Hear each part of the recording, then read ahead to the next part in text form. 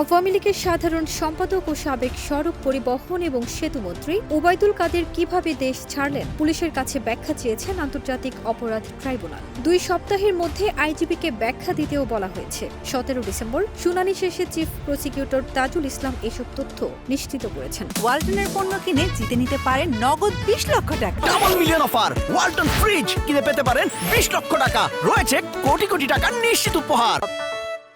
বা তিনি কিভাবে পরবর্তীতে বাংলাদেশের সীমান্ত অতিক্রম করেছেন এই ব্যাপারে আইন শৃঙ্খলা রক্ষাকারী বাহিনীর কাছে একটা ব্যাখ্যা চাওয়া হয়েছে। এর আগের ট্রাইব্যুনালের প্রসিকিউটর আব্দুল্লাহ আল নোমান জানিয়েছেন, জুলাই আগস্টের গণহত্যার ঘটনায় মানবতা বিরোধী অপরাধের অভিযোগে দায়ের করা 2 মামলায় শেখ হাসিনা ও ওবায়দুল কাদের সহ 46 জনের বিরুদ্ধে তদন্ত 1 মাসের মধ্যে শেষ করার নির্দেশ দিয়েছিলেন ট্রাইব্যুনাল।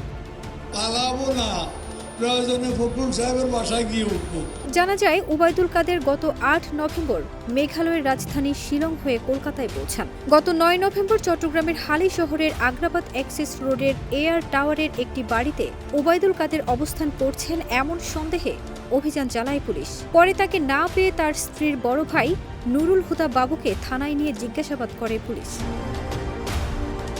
প্রসঙ্গত, ছাত্রদের আন্দোলন দমাতে ছাত্রলীগই যথেষ্ট বলে মন্তব্য দেয়া ওবায়দুল কাদের শেখ হাসিনার পতনের পর থেকে কোথায় কিভাবে ছিলেন তা নিয়ে রয়েছে গুঞ্জন ও ধোঁয়াশা।